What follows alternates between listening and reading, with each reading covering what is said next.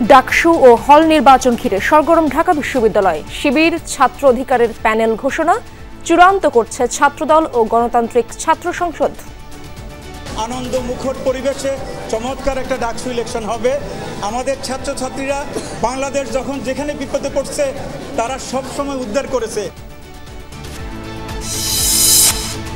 এবার সংসদ নির্বাচনে বাড়বে না ভোট কেন্দ্রের সংখ্যা, জানালো কমিশন। সংসদীয় আসনের সীমানা নিয়ে 24 থেকে 27 আগস্ট শুনানি।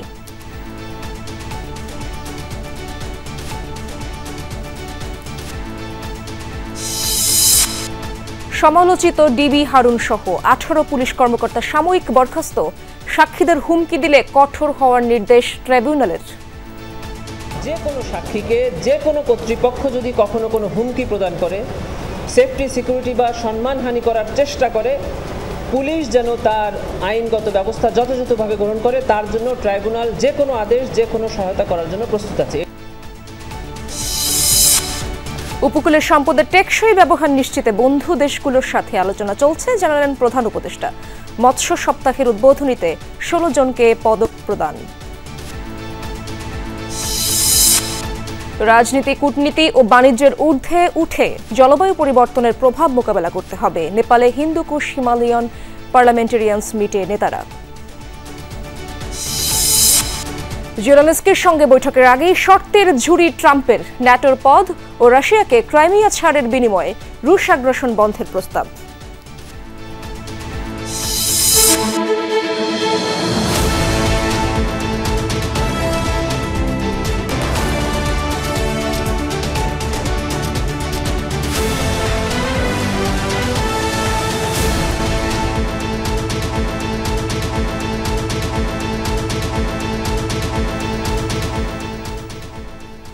আমন্ত্রণ সন্ধ্যার বাংলাদেশে, সঙ্গে আছি আমি ইশরাত জাহান।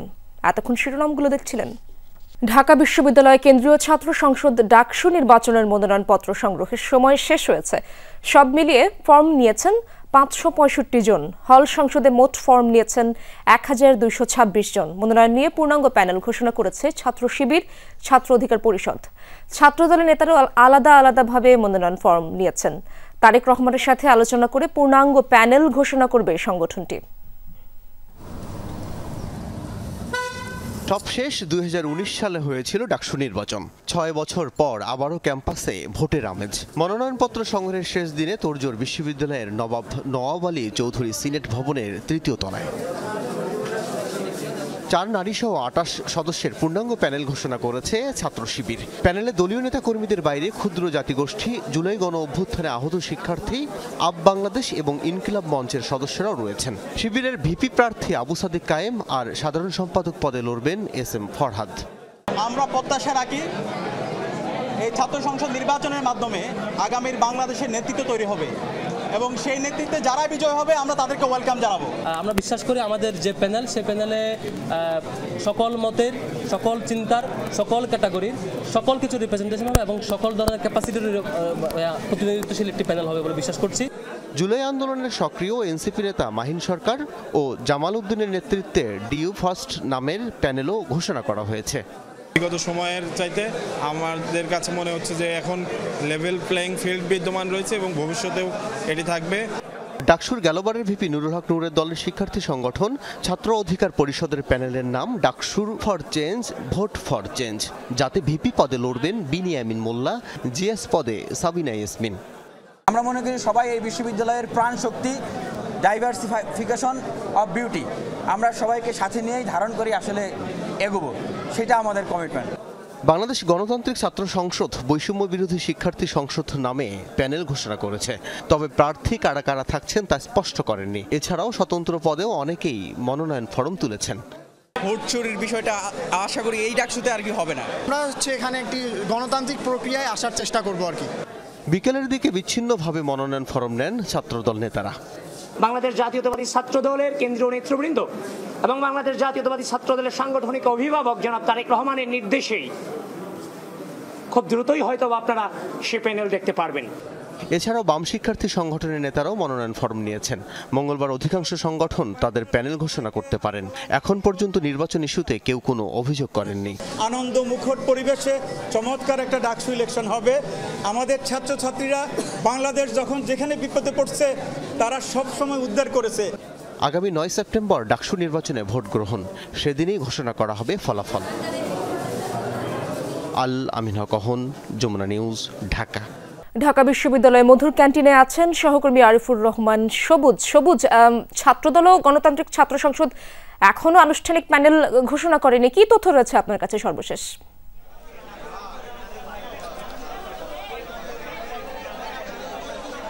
যেহেতু আজকে মনোনয়নপত্র জমা দেওয়ার শেষ দিন ছিল, সেই হিসাবে প্রত্যেকটি ছাত্র সংগঠন যারা স্বতন্ত্রভাবে নির্বাচন করবেন বা জোটবদ্ধভাবে নির্বাচন করবেন প্রত্যেকেই আজকে মনোনয়নপত্র জমা দিয়েছেন এবং এই মনোনয়নপত্র জমা দেওয়াকে কেন্দ্র করে পুরো ঢাকা বিশ্ববিদ্যালয়ে আজকে সরগরম ছিল এবং সেটির রেশ কিন্তু এখন পর্যন্ত ঢাকা বিশ্ববিদ্যালয় এবং এর আশেপাশের এলাকায় রয়েছে। এখন এই মুহূর্তে মূলত যারা মনোনয়নপত্র জমা দিয়েছেন বিশেষ করে ছাত্র শিবিরের পক্ষ থেকে তারা তাদের প্যানেল ঘোষণা করেছেন। অন্যান্য গণতান্ত্রিক ছাত্র পরিষদ তাদের আংশিক যে প্যানেল সেই প্যানেল ঘোষণা করেছেন।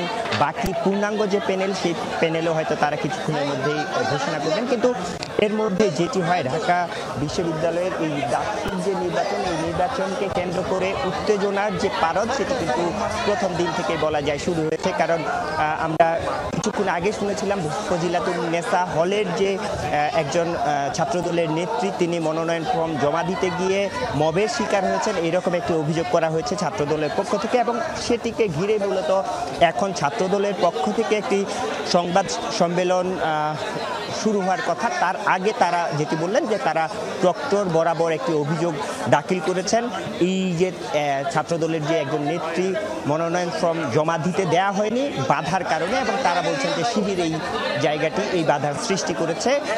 সেই অভিযোগটি তারা কিছুক্ষণ আগে প্রক্টর অফিসে জমা দিয়েছেন। এখন মূলত সংবাদ সম্মেলনে সেই বিষয়টি তারা বলবেন এবং যেহেতু ছাত্রদলও আজকে শেষ মুহূর্তে তাদের যে প্যানেল সেই প্যানেলের মনোনয়নপত্র জমা দিয়েছে, কিন্তু যদিও এখন পর্যন্ত তারা তাদের যে প্যানেল সেই প্যানেলের পূর্ণাঙ্গ প্যানেল ঘোষণা করেননি গণমাধ্যমের সামনে।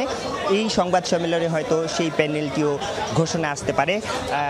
সব মিলিয়ে এখন পর্যন্ত বলা যায় যে ডাকসু নির্বাচনকে কেন্দ্র করে যেই আজকে যেহেতু মনোনয়ন ফর্ম জমা দেওয়ার শেষ তারিখ ছিল, কালকে মনোনয়ন ফর্ম উইথড্র করার শেষ তারিখ, সেই হিসাবে সময় যত এগোচ্ছে মনোনয়ন অর্থাৎ ভোটের সময় যত এগোচ্ছে ততই কিন্তু এই যে পাল্টা অভিযোগ উত্তেজনা, সেই উত্তেজনাগুলো কিন্তু বাড়তে শুরু করেছে এবং সেটি হয়তো সামনে কি হয়, ঢাকা বিশ্ববিদ্যালয় প্রশাসন ভোটের সুষ্ঠু পরিবেশ কিভাবে সুষ্ঠু করতে, ভোট সুষ্ঠুভাবে সম্পূর্ণ করতে কি কাজ করে সেটি আসলে দেখার বিষয়। সংবাদ সম্মেলনটি ছাত্রদলের যে সংবাদ সম্মেলনটি শুরু হওয়ার কথা ছিল 6টায়, সেটি শুরু হয়েছে। আমরা সরাসরি আসলে সংবাদ সম্মেলনে যেতে চাই। কারণ আপনারা জানেন যে বাংলাদেশের দ্বিতীয় পার্লামেন্ট খ্যাত এবং দীর্ঘ ফ্যাসিবাদী লড়াই সংগ্রামের পরে 24 জুলাই আগস্ট গণ অভ্যুত্থানের মধ্য দিয়ে সারা বাংলাদেশে যে গণতান্ত্রিক চর্চার যে সুযোগ তৈরি হয়েছে এবং তারই ধারাবাহিকতায় ঢাকা বিশ্ববিদ্যালয়ের শিক্ষার্থীদের দীর্ঘদিনের চাহিদা ও আকাঙ্ক্ষা অনুযায়ী এবং ছাত্র সমাজের প্রাণের দাবি, বাংলাদেশ জাতীয়তাবাদী ছাত্রদলের প্রাণের দাবি হিসেবে ডাকসু ও হল সংসদ নির্বাচন অনুষ্ঠিত হতে যাচ্ছে। সেই নির্বাচনে এই 24 পরবর্তী গণঅভ্যুত্থান পরবর্তী সময়ে বাংলাদেশ জাতীয়তাবাদী ছাত্রদল শিক্ষার্থীদের অধিকার চর্চার লক্ষ্যে 5 আগস্ট পরবর্তী সময় থেকেই ঢাকা বিশ্ববিদ্যালয় প্রশাসনকে ডাকসু নির্বাচন আয়োজনের জন্য সার্বিক সহযোগিতা করে আসছে এবং যে ধরনের উদ্যোগ গ্রহণ করলে এই বিশ্ববিদ্যালয় প্রশাসন যাতে একটি নিরপেক্ষ, অবাধ, অংশগ্রহণমূলক, আনন্দমুখর পরিবেশে ডাকসু নির্বাচন করতে পারে সেই লক্ষ্যে বাংলাদেশ জাতীয়তাবাদী ছাত্রদল ঢাকা বিশ্ববিদ্যালয় 5 আগস্ট পরবর্তী সময় থেকে সার্বিক সহযোগিতা করে আসছে।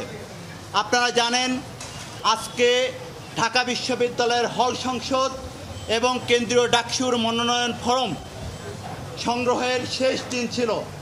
আমরা বাংলাদেশ জাতীয়তাবাদী ছাত্রদল 24 জুলাই আগস্টের গণঅভ্যুত্থানের যে চেতনা, মহান 71-এর স্বাধীনতার যে চেতনা এবং বাংলাদেশি জাতীয়তাবাদীর আদর্শের যারা অনুপ্রাণিত হয়ে আগামী দিনে বাংলাদেশকে একটি স্বনির্ভর আধুনিক রাষ্ট্র হিসেবে গড়ে তুলতে চাই, শিক্ষার্থীদের অধিকার আদায়ের লক্ষ্যে কাজ করতে চাই, তাদেরকে আমরা নির্দেশনা প্রদান করেছিলাম আজকে সকল হল সংসদের মনোনয়ন ফর্ম সংগ্রহ এবং ডাকসুর মনোনয়ন ফর্ম সংগ্রহ করার জন্য। সেই লক্ষ্যে বাংলাদেশ জাতীয়তাবাদী ছাত্রদল ঢাকা বিশ্ববিদ্যালয়ের হল সংসদ এবং কেন্দ্রীয় ডাকসুর সকাল থেকেই ছাত্রদলের প্রতিটি নেতাকর্মী অত্যন্ত আনন্দমুখর পরিবেশে অত্যন্ত উৎসাহের সাথে তারা আজকে এই মনোনয়ন ফর্ম সংগ্রহ করতে যায়। তারই ধারাবাহিকতায় আমরা দেখেছি আমাদের ফজিলাতুন্নেসা মুজিব হলের আমাদের বাংলাদেশ জাতীয়তাবাদী ছাত্রদলের কিছু শিক্ষার্থীগণ এবং সাথে কিছু সাধারণ শিক্ষার্থীগণ তারা মনোনয়ন ফর্ম সংগ্রহ করতে যায় বিকাল 3:30টার পরে, 4টার আগ মুহূর্তে। ঠিক সেই সময় ফজিলাতুন্নেসা মুজিব হলের একদল উগ্র শিক্ষার্থী এই মনোনয়ন ফর্ম সংগ্রহে বাধা প্রদান করে মব উস্কিয়ে দিয়ে তাদেরকে ব্যাপকভাবে মানসিক হেনস্থা করে এবং শারীরিকভাবে নির্যাতন করার চেষ্টা করে। আমরা সাথে সাথেই এই ঘটনা ডাকসুর চিফ রিটার্নিং কর্মকর্তাকে অবহিত করি এবং ফজিলাতুন্নেসা মুজিব হলের যিনি প্রভোস্ট তাদেরকে অবগত করি, কিন্তু তারা সেই পরিস্থিতি পুরোপুরিভাবে নিয়ন্ত্রণ করতে ব্যর্থ হয়। আমাদের এই শিক্ষার্থীবৃন্দ বাধ্য হয়ে হল থেকে বের হয়ে যেতে বাধ্য হয় এবং তারা তাদের মনোনয়ন ফর্ম সংগ্রহ করতে পারেনি। আমরা 5 আগস্ট পরবর্তী সময় থেকেই ঢাকা বিশ্ববিদ্যালয় প্রশাসনকে বারবার আহ্বান জানিয়েছিলাম একটি কার্যকর, অবাধ, নিরপেক্ষ, আনন্দমুখর পরিবেশে ডাকসু নির্বাচন করার লক্ষ্যে আপনারা বিশ্ববিদ্যালয়ের বর্তমান যে বিদ্যমান পরিস্থিতি, যে আইন শৃঙ্খলা পরিস্থিতি এবং যে মব পরিস্থিতি, সেটিকে পুরোপুরিভাবে যদি নিয়ন্ত্রণ না করতে পারেন তাহলে এই নির্বাচন কোনোভাবেই অবাধ ও অংশগ্রহণমূলক করা সম্ভব হবে না। এবং আমরা বারবার অবগত করেছি যে এখন পর্যন্ত বিশ্ববিদ্যালয় প্রশাসন লেভেল প্লেইং ফিল্ড নিশ্চিত করতে পারেনি।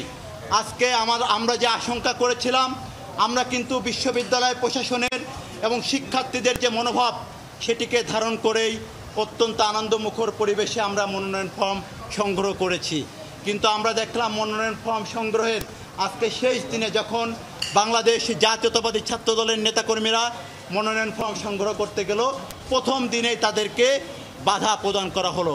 আমরা একটা আশঙ্কা করছিলাম 5 আগস্ট পরবর্তী সময়ে বাংলাদেশ জাতীয়তাবাদী ছাত্রদল ঢাকা বিশ্ববিদ্যালয় সহ বাংলাদেশের শিক্ষা প্রতিষ্ঠানে যে ইতিবাচক ছাত্র রাজনীতির চর্চা শুরু করেছিল, শিক্ষার্থীদের মধ্যে যে জনপ্রিয়তা অর্জন করেছিল, আসন্ন ডাকসু নির্বাচনে তারা সেই জনপ্রিয়তায় ঈর্ষান্বিত হয়ে আমরা বারবার বলে আসছিলাম একদল শিক্ষার্থী এই ডাকসুকে বানচাল করার ষড়যন্ত্র করছে, যাতে বাংলাদেশ জাতীয়তাবাদী ছাত্রদলের এই জনপ্রিয়তায় 1990 সালে ছাত্র জনতার গণ অভ্যুত্থান পরবর্তী সময়ে যে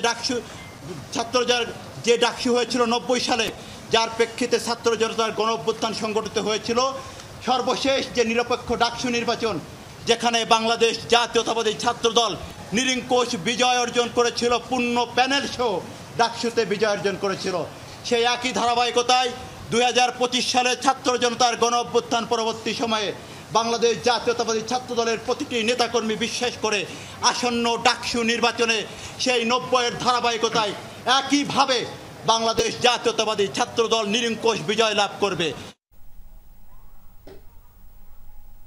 ডাকসু নির্বাচন নিয়ে ছাত্রদলের ব্রিফিং শুনছিলাম আমরা।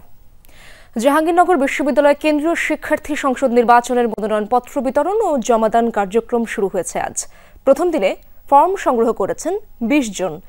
এদিকে রংপুরে বেগম রোকেয়া বিশ্ববিদ্যালয়ে ছাত্র সংসদ নির্বাচনের দাবিতে অনশনরত শিক্ষার্থীদের মধ্যে কয়েকজন অসুস্থ হয়ে পড়েছেন। রংপুরে বেগম রোকেয়া বিশ্ববিদ্যালয়ে ছাত্র সংসদ নির্বাচনের রোডম্যাপ ঘোষণার দাবিতে দীর্ঘদিন ধরেই বিভিন্ন কর্মসূচি পালন করে আসছিলেন শিক্ষার্থীরা। দাবি আদায়ে রোববার দুপুর থেকে অনশনে বসেন আন্দোলনরতরা। উপাচার্য কয়েক দফা শিক্ষার্থীদের অনশন ভাঙাতে গেলেও অনড় অবস্থানে তারা। এরই মধ্যে অসুস্থ হয়ে পড়েছেন বেশ কয়েকজন। তাদের মধ্যে কয়েকজনকে নেওয়া হয়েছে হাসপাতালে। এক বছরেও বেরোবির ছাত্র সংসদ আলোর মুখ দেখেনি। সেই জায়গা থেকে ছাত্ররা, শিক্ষার্থীরা তারা অনশনে বসেছে। অনতিবিলম্বে বেগম রোকেয়া বিশ্ববিদ্যালয়ের ছাত্র সংসদ বিশ্ববিদ্যালয় আইনে গেজেটভুক্ত করে বিশ্ববিদ্যালয়ের সুনির্দিষ্ট রোডম্যাপ দেওয়া হোক। যতদিন পর্যন্ত না সেটি করা হচ্ছে ততদিন পর্যন্ত আমরা এখানে রাজপথেই থেকে যাব। উপাচার্য বলছেন, ছাত্র সংসদ নির্বাচনের বিষয়টি যেহেতু বিশ্ববিদ্যালয় আইনে নেই, তাই বারবার সরকারের উচ্চ মহলে যোগাযোগ করছেন। এরই মধ্যে সরকারের পক্ষ থেকে 7 সদস্যের কমিটিও গঠন করা হয়েছে। এটি সুরাহার পরই দ্রুত নির্বাচনের রোডম্যাপ ঘোষণার আশ্বাস দেন তিনি। ইউজিসিকে অলরেডি কথা বলেছি যে তারা আজকেই একটা মিটিংয়ের ডেট ঘোষণা করবে। কয়েকটা দিন সময় দেওয়াটা আমি মনে করি আমাদের শিক্ষার্থীদের সকলের নিকট একটা আবেদন। এদিকে জাহাঙ্গীরনগর বিশ্ববিদ্যালয়ে কেন্দ্রীয় শিক্ষার্থী সংসদ নির্বাচনের মনোনয়নপত্র বিতরণ ও জমাদান শুরু হয়েছে। প্রথম দিনে বিভিন্ন পদে মনোনয়নপত্র সংগ্রহ করেন 20 জন। গতকালকে যে তালিকা প্রকাশ করা হয়েছে চূড়ান্ত ভোটার তালিকা, সেখানে আমার নাম আসেনি, কিন্তু আমি একজন বৈধ শিক্ষার্থী। আমাদের দাবি ছিল যে মনোনয়নপত্র আপাতত বিক্রি করা হোক, পরবর্তীতে এই সংযুক্ত কাগজগুলি এবং প্রমাণকগুলি দাখিল সাপেক্ষে মনোনয়নপত্র জমা নেওয়া হোক, কিন্তু সেটি না করার কারণে শিক্ষার্থীরা অনেকটা প্রক্রিয়াগত জটিলতার মধ্যে দিয়ে যাচ্ছেন। আগামী 11 সেপ্টেম্বর জাকসু নির্বাচনের ভোট নেওয়া হবে। জাহিদ হাসান, যমুনা নিউজ। সংসদীয় আসনের সীমানা পুনর্নির্ধারণের ব্যাপারে দাবি ও আপত্তি নিয়ে শুনানি আগামী 24 আগস্ট শুরু হয়ে চলবে 27 আগস্ট পর্যন্ত। আর আসছে জাতীয় সংসদ নির্বাচনে বাড়বে না ভোট কেন্দ্র। আজ গণমাধ্যমকে এসব তথ্য জানিয়েছেন ইসির সিনিয়র সচিব। এ সপ্তাহেই নির্বাচনী রোডম্যাপ প্রকাশের লক্ষ্যে কমিশনে এর খসড়া জমা দেওয়া হয়েছে বলেও জানান তিনি। এদিকে সিইসির সাথে সাক্ষাৎ করেছে যুক্তরাষ্ট্র ভিত্তিক প্রতিষ্ঠান IRI এর একটি প্রতিনিধি দল। প্রধান উপদেষ্টার ঘোষণার পর থেকেই নির্বাচন আয়োজন নিয়ে তোড়জোড় চলছে ইসির। কমিশন কর্মকর্তাদের সমন্বয় সভার মাঝেই সাংবাদিকদের সাথে কথা বলেন ইসির সিনিয়র সচিব আখতার আহমেদ। চলতি সপ্তাহেই নির্বাচনী রোডম্যাপ প্রকাশ করতে কমিশনে এর খসড়া জমা দেওয়া হয়েছে বলে জানান তিনি। কর্মপরিকল্পনার তো অনুবিভাগ আমাদের সম্পর্কিত এবং অন্যান্য প্রাসঙ্গিক বিষয়গুলো নিয়ে ড্রাফটটা করা হয়েছে। ড্রাফটটা এখন কমিশনে দিয়ে আমরা অ্যাপ্রুভ করবো। আমার বিশ্বাস যে এটা আমরা এই সপ্তাহের ভিতরে আপনাদেরকে দিতে পারবো। ইসি সচিব জানান, মাঠ পর্যায়ের প্রশাসন সাজানো নিয়েও নির্বাচন কমিশনে চলছে তুমুল ব্যস্ততা।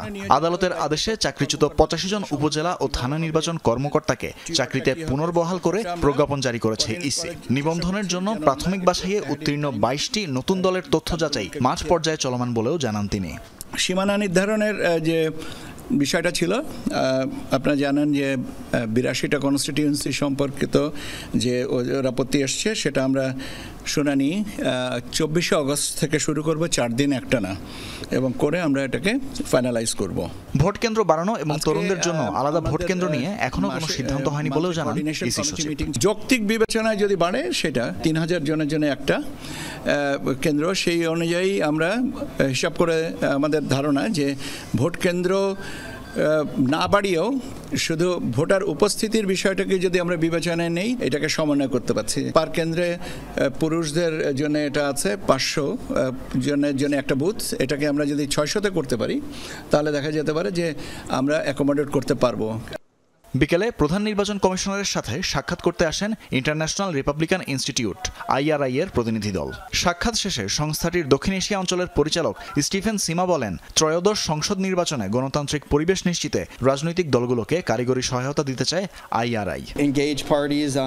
নির্বাচনী পরিবেশ কেমন হতে পারে তা বুঝতে আমরা নির্বাচন পূর্ব কয়েকটা প্রকল্প নিয়েছি। আমাদের প্রকল্পগুলো গণতন্ত্র আর নির্বাচন নিয়ে। প্রধান নির্বাচন কমিশনার তাদের পরিকল্পনার ব্যাপারে বলেছেন, রাজনৈতিক দলগুলোকেও কারিগরি সহায়তা দিয়ে আসছি আমরা। অবাধ ও সুষ্ঠু নির্বাচন নিয়ে সিইসির সাথে আলাপ হয়েছে বলেও জানান তিনি। তানফির মৌসুম, যমুনা নিউজ, ঢাকা। সাময়িক বরখাস্ত করা হলো আলোচিত সাবেক ডিবি প্রধান হারুন এবং ডিআইজি নুরুল ইসলামকে। জুলাইয়ে ছাত্র জনতার আন্দোলনে গণহত্যায় অংশ নেওয়ার অভিযোগ আছে তাদের বিরুদ্ধে। 5ই আগস্টের পর দীর্ঘদিন কর্মস্থলে অনুপস্থিত থাকায় হারুন সহ 18 পুলিশ কর্মকর্তাকে বরখাস্ত করে প্রজ্ঞাপন জারি করে স্বরাষ্ট্র মন্ত্রণালয়। জুলাই গণ অভ্যুত্থানে ছাত্র জনতার উপর বর্বরতা চালানো পুলিশ কর্মকর্তাদের মধ্যে অন্যতম ছিলেন হারুনুর রশিদ ওরফে ডিবি হারুন। তার মতো আরও অনেক কর্মকর্তা আন্দোলন দমাতে অস্ত্র হাতে ছিলেন বেপরোয়া। মূর্তিমান আতঙ্ক হয়ে নির্বিচার গুলির আদেশ দিয়েছেন, নিজেই অংশ নিয়েছেন গণহত্যায়। 5 আগস্টের পর থেকে তাদের অনেকেই চলে গেছেন আত্মগোপনে, কেউ কেউ পলাতক। দীর্ঘদিন কর্মস্থলে অনুপস্থিত থাকার কারণে ডিআইজি হারুন নুরুল ইসলাম সহ এমন 18 কর্মকর্তাকে সাময়িক বরখাস্ত করেছে স্বরাষ্ট্র মন্ত্রণালয়। সিনিয়র সচিব নাসিমুল গনি স্বাক্ষরিত এক সংবাদ বিজ্ঞপ্তিতে পলাতক 18 কর্মকর্তার নাম প্রকাশ করা হয়। এখনও তাদের আইনের আওতায় না আনতে পারায় উদ্বেগ জানিয়েছেন টিআইবির প্রধান নির্বাহী। এই অবস্থায় আইন শৃঙ্খলা পরিস্থিতির উন্নতি হবে, বরং এটা যে উন্নতি হচ্ছে না তার পেছনে অন্যতম কারণটাই এটা যারা আসলে প্রকৃতবাদের দোষর ছিল, যারা বিভিন্ন অপরাধের সাথে মানবাধিকার লঙ্ঘনের সাথে হত্যাযজ্ঞের সাথে জড়িত ছিল, তাদেরকে দিয়েই যদি পুলিশ বাহিনী পরিচালিত হয়ে থাকে, এর চেয়ে বড় দুঃখজনক ঘটনা কিছু হতে পারে। স্বৈরাচার হাসিনা সরকারকে টিকিয়ে রাখার জন্য জুলাই আগস্টে গণহত্যায় অংশ নেয়া এমন আরও অনেক কর্মকর্তা বিভিন্ন গুরুত্বপূর্ণ জায়গায় আছেন বহাল তবিয়তে। অন্যদিকে 2016 সালের 8 অক্টোবর গাজীপুরের পাতারটেকে জঙ্গি নাটক সাজিয়ে 7 শিক্ষার্থীকে হত্যার অভিযোগের মামলায় তখনকার এসবি প্রধান ও সাবেক আইজিপি জাভেদ পাটোয়ারি এবং সে সময়ের জেলা পুলিশ সুপার হারুন সহ 5 জনের বিরুদ্ধে গ্রেপ্তারি পরোয়ানা জারি করেছেন ট্রাইব্যুনাল। আব্দুল্লাহ তুহিন, যমুনা নিউজ, ঢাকা। 2016 সালের 8ই অক্টোবর গাজীপুরে জঙ্গি নাটক সাজিয়ে 7 জনকে হত্যার অভিযোগে মামলা হয়েছে আন্তর্জাতিক অপরাধ ট্রাইব্যুনালে। অভিযুক্ত করা হয়েছে সাবেক আইজিপি, তখনকার এসবি প্রধান জাভেদ পাটোয়ারি, সাবেক ডিবি প্রধান ও তখনকার গাজীপুরে এসপি হারুন সহ 5 জনকে।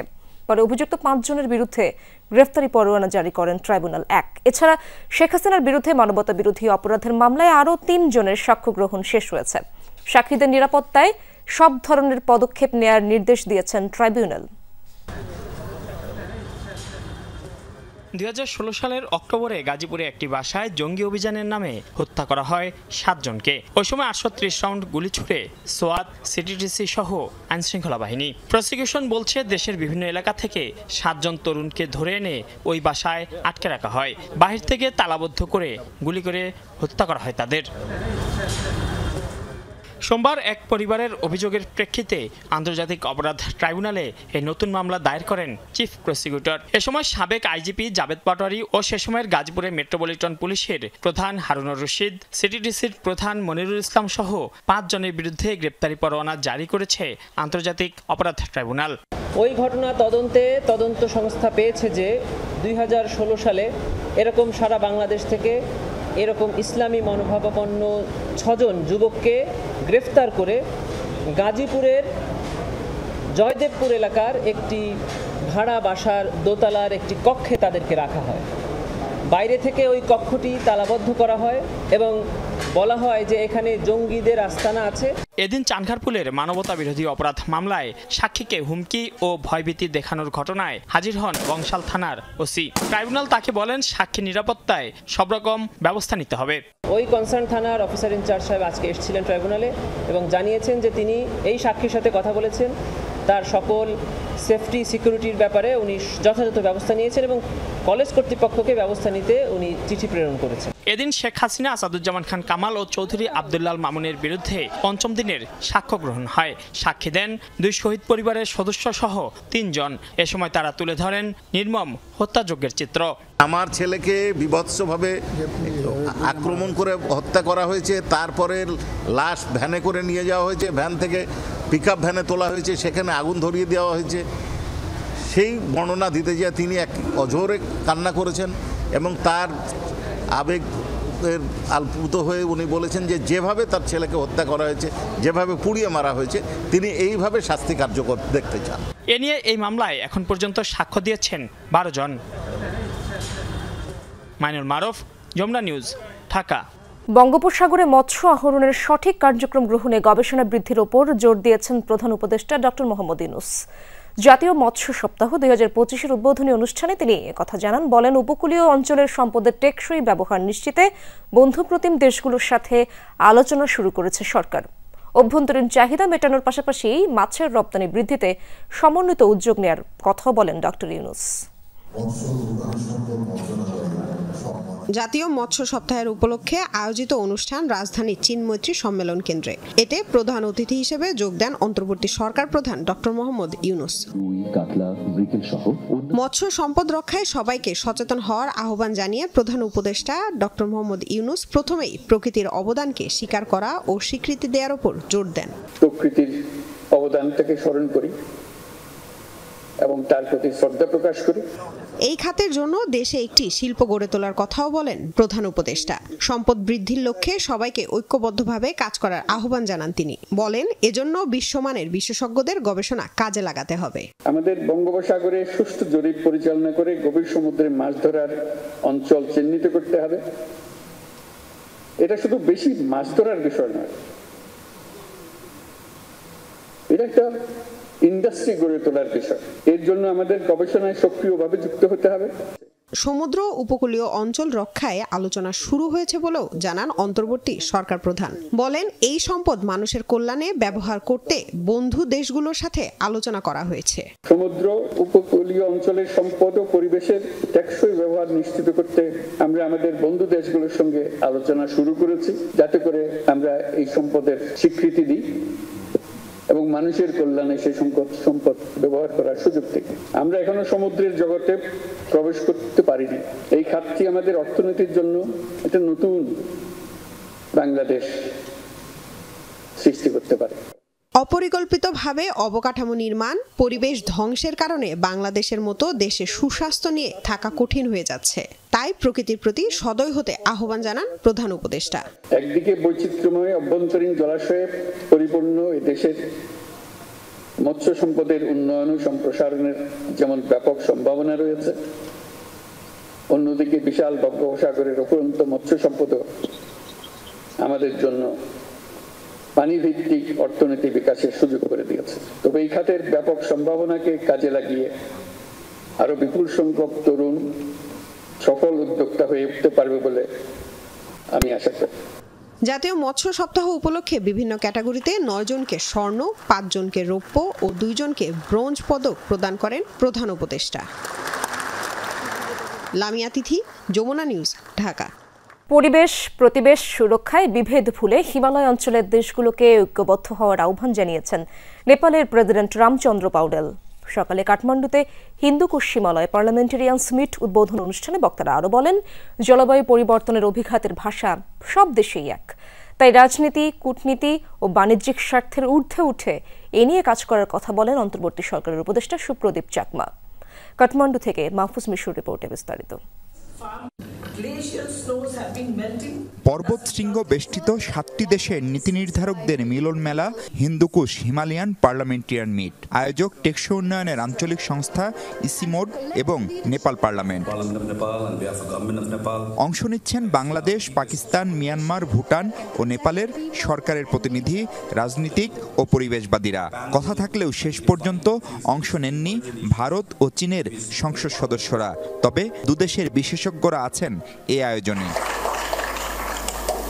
সোমবার কাঠমান্ডুতে দুদিনের এ সম্মেলন উদ্বোধন করেন নেপালের প্রেসিডেন্ট রামচন্দ্র পাউডেল। অনুষ্ঠানে পরিবর্তিত বিশ্ব বাস্তবতার নানা সংকট, চ্যালেঞ্জ ও তা থেকে পরিত্রাণের উপায় নিয়ে কথা বলেন নেতারা।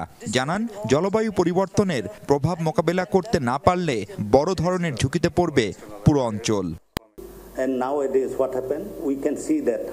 আমাদের মধ্যে অনেক মতভেদ আছে, কিন্তু পরিবেশ ইস্যুতে সব দেশই কিন্তু ঝুঁকিতে। তাই সব বিভেদ ভুলে পরিবেশ সুরক্ষায় একতাবদ্ধ হয়ে কাজ করার এখনই সময়।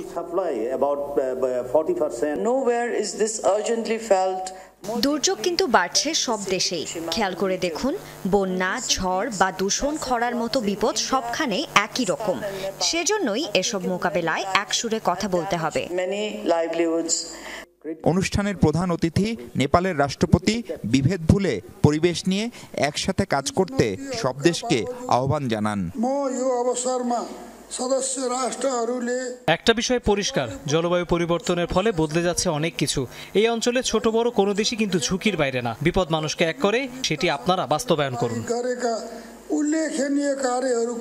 পরে সংবাদ সম্মেলনে আয়োজকরা জানান, পরিবেশগত ঝুঁকি সব দেশেই অভিন্ন, তাই মতভিন্নতা থাকলেও এই ইস্যুতে রাজনৈতিক ঐক্য প্রতিষ্ঠা জরুরি। আমরা সব দেশের আইন প্রণেতাদের একসাথে করতে চেয়েছি, কারণ তারা জনগণের প্রতিনিধি, তাদের ভাষা বোঝেন। এ ধারা বজায় থাকবে। চীন ও ভারতের আইন প্রণেতারা অধিবেশন থাকায় আসতে পারেননি, তবে তাদের অন্যরা কিন্তু আছেন। প্রথমবারের মতো আইন প্রণেতা ও পরিবেশ কর্মীদের আয়োজন থেকে জলবায়ু পরিবর্তনের প্রভাব মোকাবেলায় টেকসই রূপরেখা প্রণয়নের চেষ্টা করছেন উদ্যোক্তারা। অর্থনৈতিক, সামাজিক কিংবা কূটনৈতিক ইস্যুতে এই অঞ্চলের দেশগুলোর সমন্বিত কোনো উদ্যোগ সেই অর্থে সফল হয়নি এখন পর্যন্ত। জলবায়ু পরিবর্তনের মতো ভয়ঙ্কর ইস্যু যদি এই অঞ্চলের দেশগুলো একসাথে প্রতিহত এবং মোকাবেলা করতে না পারে, তাহলে হয়তো এই অঞ্চলের ভবিষ্যৎ নানা ধরনের প্রশ্নের মুখে পড়তে পারে।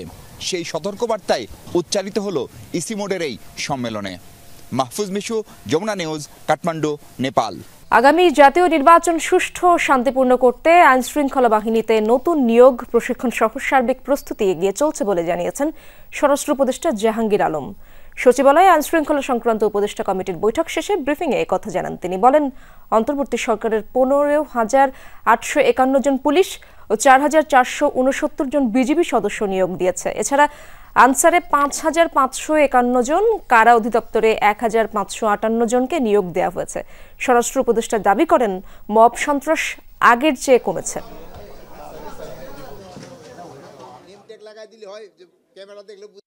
ইলেকশনের আগেই আমাদের এই পর্যন্ত কিন্তু 15,851 জন পুলিশ আমরা নতুন নিয়োগ দিয়েছি, যারা ইলেকশনের আগে হয়ে যাবে।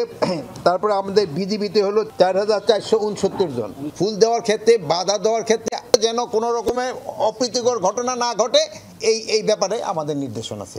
ব্রাহ্মণবাড়িয়ার আশুগঞ্জে মহানগর এক্সপ্রেস ট্রেনের 2টি বগি মাঝখান দিয়ে বিচ্ছিন্ন হয়ে গেছে। বিকেলে ব্রাহ্মণবাড়িয়া ছেড়ে আসা ট্রেনটি আশুগঞ্জ স্টেশনে প্রবেশের সময় এই ঘটনা ঘটে।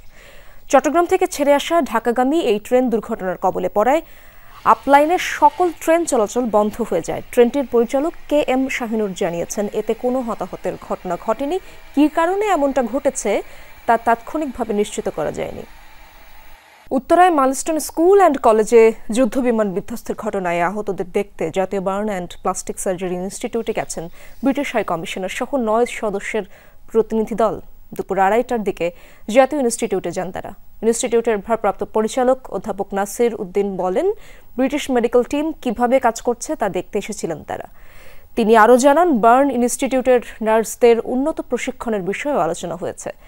এ সময় আহতদের চিকিৎসায় সবাই একটি টিম হয়ে কাজ করার প্রশংসা করেন ব্রিটিশ হাই কমিশনার। ওনাদের ডাক্তার এবং মেডিকেল পার্সোনাল কীভাবে কাজ করছে সেই বিষয়টাই দেখতে এবং তাদেরকে সাপোর্ট দেওয়ার জন্য আসছেন। একই সঙ্গে আমাদের যারা টিম মেম্বার ছিলেন তাদের সঙ্গে উনি কথা বলেছেন এবং আমাদের যেভাবে অর্গানাইজডভাবে আমরা কাজগুলো করার চেষ্টা করছি সেটাতে উনি প্রশংসা করেছেন। দেশের বাইরের খবর, বিরোধপূর্ণ ক্রাইমিয়া উপদ্বীপ ফেরত চাইতে পারবে না ইউক্রেন, যোগ দিতে পারবে না ন্যাটোতেও। তাহলে তাৎক্ষণিকভাবে বন্ধ হতে পারে রাশিয়া ইউক্রেন যুদ্ধ। ইউক্রেনীয় প্রেসিডেন্টের সঙ্গে আলোচনায় বসার আগেই এমন শর্ত জুড়ে দিলেন মার্কিন প্রেসিডেন্ট ডোনাল্ড ট্রাম্প।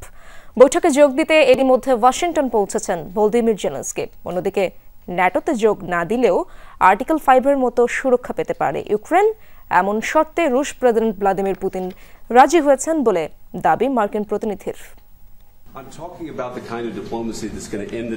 ইউক্রেনের প্রেসিডেন্ট ভলোদিমির জেলেনস্কির যুক্তরাষ্ট্র সফরকে ঘিরে চলছে নানা বিশ্লেষণ। হোয়াইট হাউসে আবারও মার্কিন প্রেসিডেন্ট ডোনাল্ড ট্রাম্পের মুখোমুখি বসতে যাচ্ছেন তিনি। এরই মধ্যে পৌঁছেছেন ওয়াশিংটনে। বৈঠক সামনে রেখে মার্কিন মূল্যকে পা রেখেছেন অনেক ইউরোপীয় নেতাও। একের পর এক পোস্টে সরগরম ডোনাল্ড ট্রাম্পের ট্রুথ সোশ্যাল প্ল্যাটফর্ম। জানিয়েছেন বৈঠক নিয়ে নিজের আগ্রহের কথা। জেলেনস্কি চাইলে এখনই যুদ্ধ বন্ধ করা সম্ভব বলেও মন্তব্য করেছেন। বেঁধে দিয়েছেন দুটি শর্ত: বারাক ওবামার শাসনামলে হারানো ক্রাইমিয়া ফেরত না চাইলে এবং ন্যাটোয় যোগদানের উচ্চাশা ত্যাগ করলে এখনই থামতে পারে এ সংঘাত। যুক্তরাষ্ট্রে পৌঁছে সামাজিক মাধ্যম এক্স হ্যান্ডেলে পোস্ট করেছেন ইউক্রেনীয় প্রেসিডেন্টও। দ্রুত ও স্থায়ীভাবে যুদ্ধবন্ধের দাবি জানিয়েছেন তিনি। আমেরিকা ও ইউরোপীয় মিত্রদের যৌথ শক্তি মস্কোকে সংঘাত বন্ধে বাধ্য করবে বলেও আশাবাদী জেলেনস্কি। অন্যদিকে ন্যাটো জোটভুক্ত না হয়েও যুক্তরাষ্ট্র ও ইউরোপীয় দেশগুলোর কাছ থেকে আর্টিকেল 5-এর মতো সুরক্ষা পেতে পারে কিয়েভ, এমন আশ্বাস দিয়েছেন হোয়াইট হাউসের মধ্যপ্রাচ্য বিষয়ক মার্কিন প্রতিনিধি স্টিভ উইটকফ। এটি কার্যকর হলে রাশিয়া বা অন্য কোনো বহিঃশত্রুর আক্রমণের শিকার হলে সমন্বিত ও সশস্ত্র হামলার মাধ্যমে ইউক্রেনের পাশে দাঁড়াতে পারবে দেশগুলো। ইউক্রেনকে আর্টিকেল 5-এর মতো সুরক্ষা দিতে প্রস্তুত আছে যুক্তরাষ্ট্র, তবে ন্যাটোর মাধ্যমে নয়, সরাসরি যুক্তরাষ্ট্র ও ইউরোপীয় দেশগুলোর পক্ষ থেকে। এটা সত্যিই খুব বড় বিষয়। ইউক্রেনকে আর্টিকেল 5-এর মতো সুরক্ষা দেওয়ার শর্তে রাজি হয়েছেন রুশ প্রেসিডেন্ট ভ্লাদিমির পুতিন, এমন কথাও জানিয়েছেন উইটকফ। নিরাপত্তা নিশ্চিতে ইউক্রেনের পাশে আছে ইউরোপীয় ইউনিয়ন, এমন আশ্বাস দিয়েছেন ইউরোপীয় কমিশনের president Ursula von der Leyen. Rezwana Saima, Jamuna News. দর্শক, এই ছিল আজকের সন্ধ্যার বাংলাদেশের আয়োজনে। এতক্ষণ যারা সঙ্গে ছিলেন সবাইকে ধন্যবাদ।